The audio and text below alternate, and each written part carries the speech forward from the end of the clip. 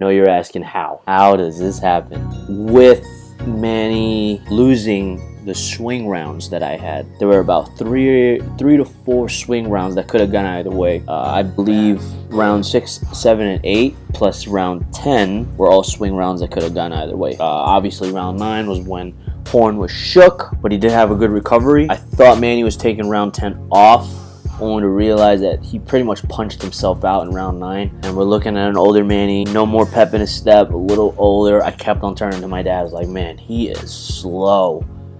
I kept saying, man, this dude is slow as fuck compared to Manny that we're used to seeing from even 2-3 years ago when he fought Algeria or Jesse Vargas. So yeah, my actual official scorecard was 114-114. That's a more reasonable scorecard. The refs, 2 of the refs had it 115-113, which is reasonable. It's closer, meaning those swing rounds were probably given to Horn, even if I gave Horn the swing round then. Anyway, it was 115-113 2 times. But what really blows my mind is the 117-111.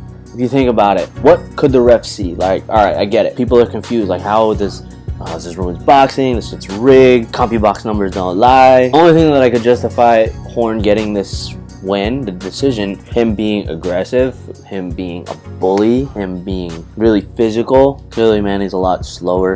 He's older. Credit to his camp.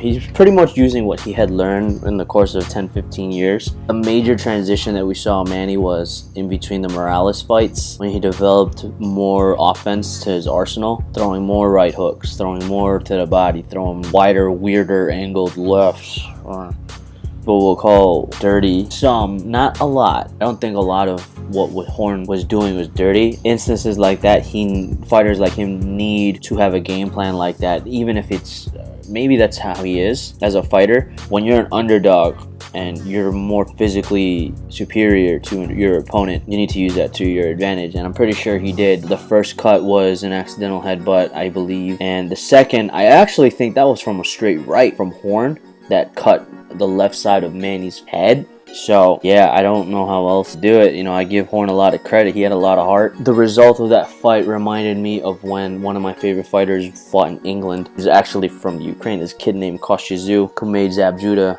dance. When he went to England to fight Ricky Hatton when he was still up and coming, I felt like I was watching a wrestling match. Ricky Hatton he pretty much muscled his way to winning that fight, because I remember Kosciuszko, he was pretty much given everything. What punches that would normally knock down opponents were really phasing Ricky, and I feel like that's what happened last night. Like Manny, he pretty much threw some of his best of what he has left, and it wasn't enough to knock him down in the 9th, even though it was questionable. I'm glad the ref didn't stop it, because that would have been, people wouldn't have made a big deal out of it, but like to the boxing community, I think it would have been a bad stoppage, because we don't know how Horn was feeling in the ring. He might have looked dazed.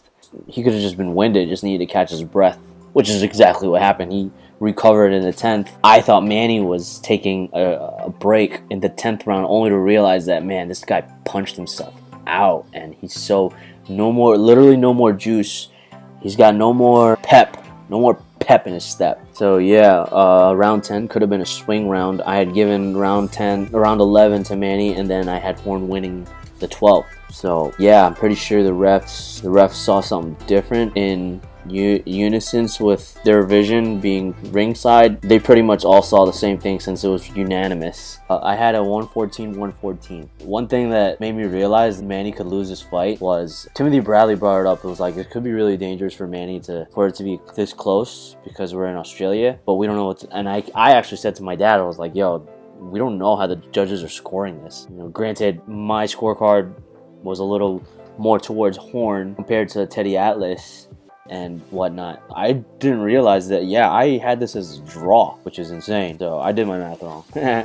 Take notes from Manny, being humble as he is, and a performance like that, I think he could. A lot of people thought he won. I still think he could have held his own against like a Thurman or Danny Garcia or Terrence Crawford. He would have held his own, but I think he would have gotten his ass kicked. So I don't know if it's a good idea for Manny to put himself in that position where he can get really hurt and get Marquez Ford again, because that would be bad. I would honestly hope if there would be a rematch, that should be Manny's last fight, win or lose. Anyway, the next thing coming up is two of my favorite fighters of all time. Which I'm actually looking. The next thing I'm looking forward to is Triple G and Canelo. Which if I have the time, I'll do a breakdown of who I think is gonna win between my two favorite fighters.